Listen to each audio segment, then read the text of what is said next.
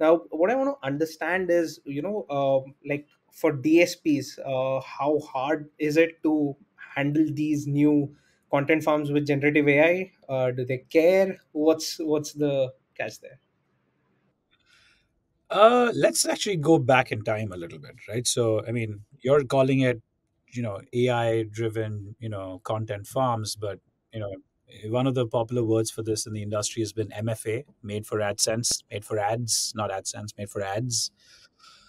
MFA sites have been around for, I don't know, about 15 years now. Like I've always like I go to so many different conferences around the world. I mean, there's probably like two or three people every conference that I meet that are like, "Oh, well, I operate this way. I am this arbitrager. I know how to buy media. I just slap on some random content to my website. I have these little freelance writers that write for me. I pay them a fee. So I build content by just using freelancers, and then I'm an expert at buying media, and so they buy media to the site, and then the monetization of the site is carried out by Google AdSense, some sort of video, some sort of taboola outbrain native ads on the. This is this sort of model, if you ask me. Like now, the density of this goes up drastically as soon as you go into Israel. Seems like every 95 people out of 100 people will be like, oh, we do this, we do this. So, but in you go in other parts of the world, China, India, US, you probably feel like there's 10 or 20% of the publishers are MFA. Israel, surprisingly, for some reason, is the opposite. But the point being, this has been an endemic problem since a very long time. And if you ask me, we'll come to the AI part of it. I'll come to that part of your question, but I'm just let's talk about before AI. Was this really a problem? Now, if you ask me, yes, it's not good. Ethically, it's not good. But then you got to think about this from three different perspectives, right? So one is the user, one is the sorry, I don't think you can see my finger. Yeah, one is the user, two is the advertiser, and three is the publisher, right? Who really is hurt by this? Is the user hurt? I don't think so, because these content farms have done a great job of somehow figuring out how to bring people into the website, whether that's through Google search, through social media, through wherever that may be, right? So is it really bad for the user? Uh, Users are clicking it; they're doing it on their own free will. So yes, it's okay for them. For the advertiser, is it really bad? Well, the advertiser wants human eyeballs ultimately.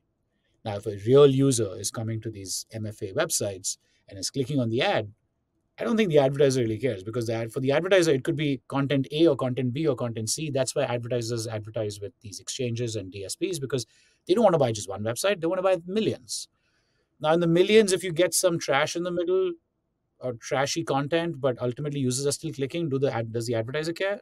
I don't think they care, because I've seen this play out in other industries, and I'll come to more examples there. So the third person in this matrix is the publisher. Does the publisher care? Well, the publisher who's made the MFA content himself is doing this to generate revenue, right? There's no other reason why they're in the business. But does it hurt the other publishers? Yes, it does. I don't think it's good for the industry.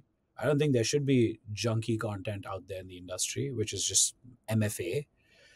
But in these last 10 to 15 years, have I've seen, there's Google, there's Facebook, a lot of these large companies, DSPs, SSPs, all across, Pubmatic, Rubicon, Magnite, all these different companies.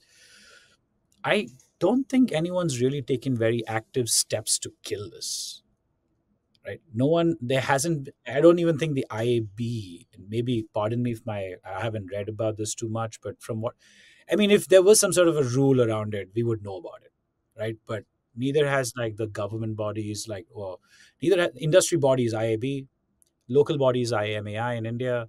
No one is really doing anything about MFA. MFA is like one of those endemic problems in the industry that have existed for years and continues to exist. It's just like how fraud, in some shape or form, it's a cat and mouse game. You kill some fraud, it comes back again. You kill some fraud, it comes back again. So same thing with this MFA, fraud, arbitrageurs, you know, have been around for decades, and I think they will continue to be around for decades.